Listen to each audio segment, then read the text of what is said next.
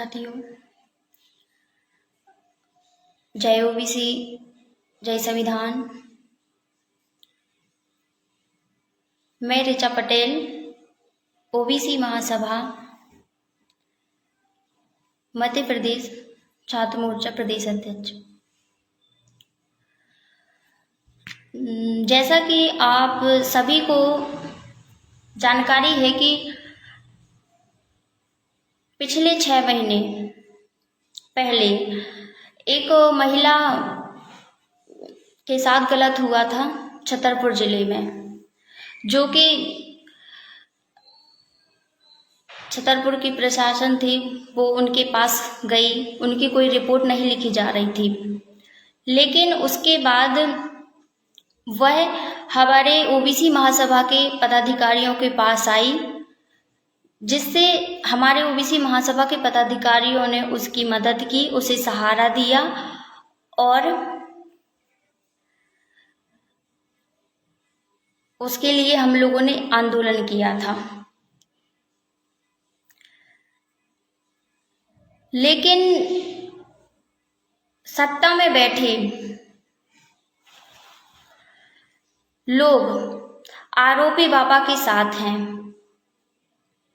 और सिस्टम उसका गलत उपयोग कर रहे हैं, क्योंकि कृष्ण कुमार पटेल जिलाध्यक्ष छतरपुर और नरेंद्र पटेल और पीड़िता के पति देवी प्रसाद पटेल पर मुकदमा चलाया जा रहा है।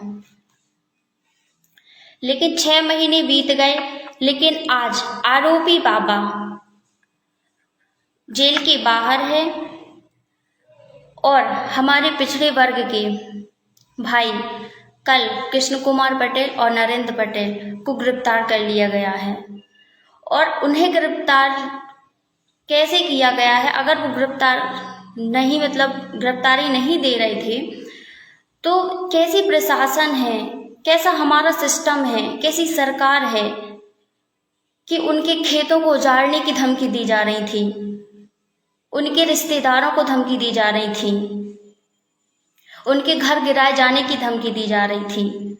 आखिर जो सिस्टम कानून हमें हमारे भाइयों, अगर हम सच के लिए लड़ते हैं, सच के लिए आवाज उठाते हैं, तो आप बताइए कि आज जो बाबा आरोपी था लवलेश तिवारी, वो जेल के बाहर हैं और हमारे भाइयों पर जो फर्जी मुकदमा हुआ उसके चलते वो जेल की गिरफ्तारी देनी पड़ी।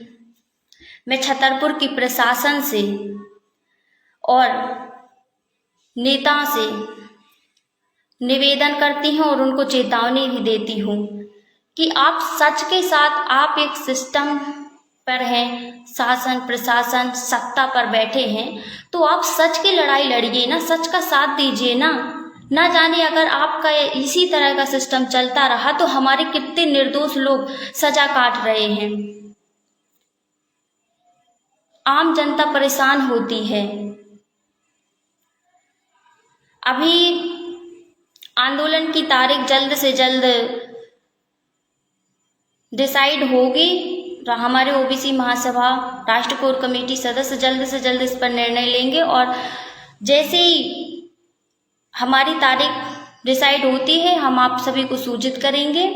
और मैं सभी बुंदेलखंड एवं प्रदेश वासियों से निवेदन करती हूँ कि हमारे पिछड़े वर्ग के भाइयों को हमें इंसाफ दिलाना है और उनको इंसाफ दिलाकर रहेंगे। इसलिए सभी लोगों से आग्रह करूंगी कि सभी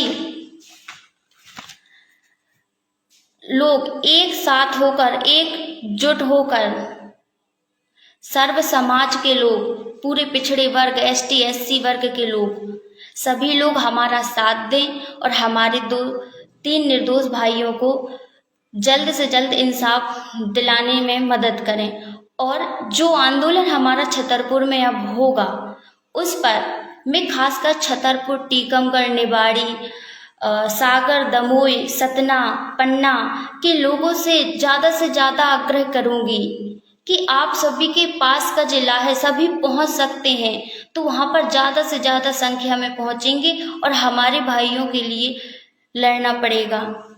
यदि अगर हम आज इनकी आवाज़ नहीं उठाएंगे तो कोई भी व्यक्ति किसी की लड़ाई लड़ने के लिए नहीं आएगा। लेकिन अगर ओबीसी महासभा के पदाधिकारी थे तो उन्होंने संगठन में रहकर ही पीड़िता की मदद की थी, और आज पिछले 6 महीनों से वो ये झेल रहे हैं, परिवार से दूर हैं, और आज उन्हें गिरफ्तार कर लिया गया है।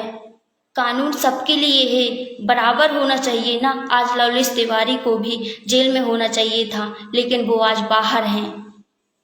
ये कैसा सिस्टम है?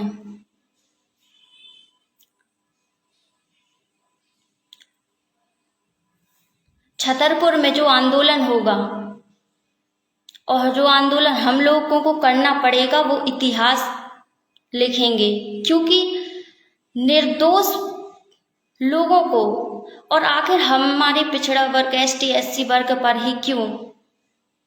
आप किसी भी कहीं भी देख लें, हमेशा हमारे लोगों को आगे कर दिया जाता है। हमारे लोगों पर छोटा मुकदमा भी हो तो उस पर कार्रवाई ऐसी होती है कि मतलब उसको सच साबित कर दिया जाता है और हमारे लोगों को सलाखों के पीछे डाल दिया जाता है।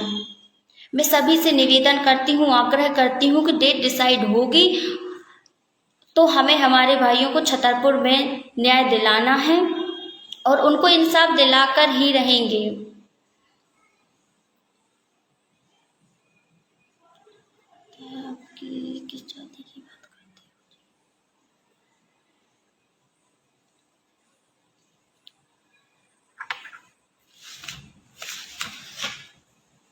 मैं सभी से वो बोलना चाहती हूँ कि जो ये आप लोग थोड़ा सा अनबन बनाए हैं, इसको छोड़कर अभी हमें सिर्फ अपने भाइयों पर ध्यान देना है, वो क्योंकि वो निर्दोष हैं। तो मैं आप सभी से निवेदन करती हूँ कि कोई भी जाति का हो, लेकिन ये नहीं देखना है पिछड़ा वर्ग एसटी एससी सभी एक हैं। हम सबको एकता का परिचय देना है और छतरपुर में हमें अपनी ताकत दिखानी है और हमें अपने भाइयों को इंसाफ दिलाना है।